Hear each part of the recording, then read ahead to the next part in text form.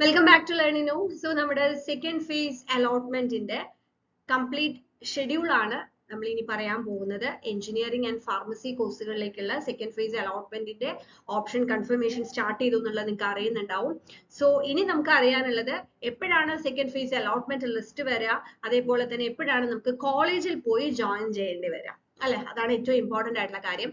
So 16-ാം തീയതി വരെയാണ് നിങ്ങൾക്ക് ഓൺലൈൻ ആയിട്ട് ഓപ്ഷൻ കൺഫേം ചെയ്യാനായിട്ട് സാധിക്കുക. വിച്ച് മീൻസ് നമുക്ക് ഓപ്ഷൻസ് റീഅറേഞ്ച് ചെയ്യാനും ഡിലീറ്റ് ചെയ്യാനും ന്യൂലി ഇൻക്ലൂഡഡ് ആയിട്ടുള്ള കോളേജസിലേക്ക് മാത്രം പുതിയ ഓപ്ഷൻസ് കൊടുക്കാനും ഉള്ള ഒരു അവസരം ഉള്ളത്. പ്രത്യേകം ശ്രദ്ധിക്കുക, അല്ലാതെ ഒരു പുതിയ ഓപ്ഷൻസും നിങ്ങൾക്ക് കൊടുക്കാനായിട്ട് സാധിക്കില്ല.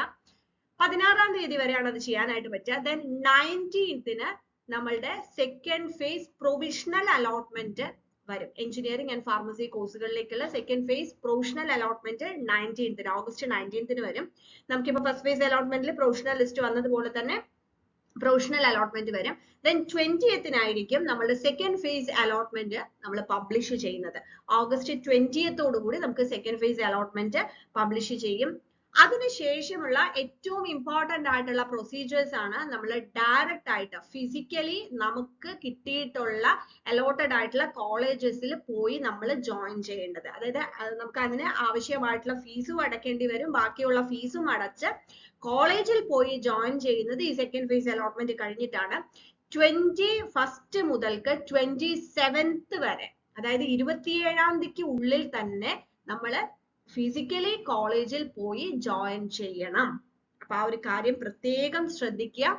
21 മുതൽ 27 വരെ ഉള്ള ദിവസങ്ങൾക്കുള്ളിൽ എഞ്ചിനീയറിംഗ് ഫാർമസി കോഴ്സുകളിലേക്ക് അലോട്ട്മെന്റ് കിട്ടിയവര് ഫിസിക്കലി പോയി ജോയിൻ ചെയ്യണം. അപ്പൊ അതാണ് ഇമ്പോർട്ടന്റ് ആയിട്ടുള്ള സെക്കൻഡ് ഫേസ് അലോട്ട്മെന്റും അത് കഴിഞ്ഞിട്ടുള്ള കാര്യങ്ങള്. ഇനി ഒരു അലോട്ട്മെന്റ് ഉണ്ടെങ്കിൽ അതിന് ശേഷമായിരിക്കും അതൊക്കെ പരിഗണിക്കുന്നത്. പക്ഷെ ബിഫോർ ദാറ്റ് നമ്മള് എന്തൊക്കെ ഫീസ് ആണോ ആപ്ലിക്കബിൾ അതെല്ലാം അടച്ചുകൊണ്ട് കോളേജിൽ പോയി ജോയിൻ ചെയ്യണം. ഇനിയും സെക്കൻഡ് ഫേസ് അലോട്ട്മെന്റുമായി ബന്ധപ്പെട്ട് കുറച്ച് കാര്യങ്ങൾ കൂടി പറയാനുണ്ട്. അത് ഉടനെ തന്നെ നെക്സ്റ്റ് വീഡിയോയിൽ വരും. Thank you.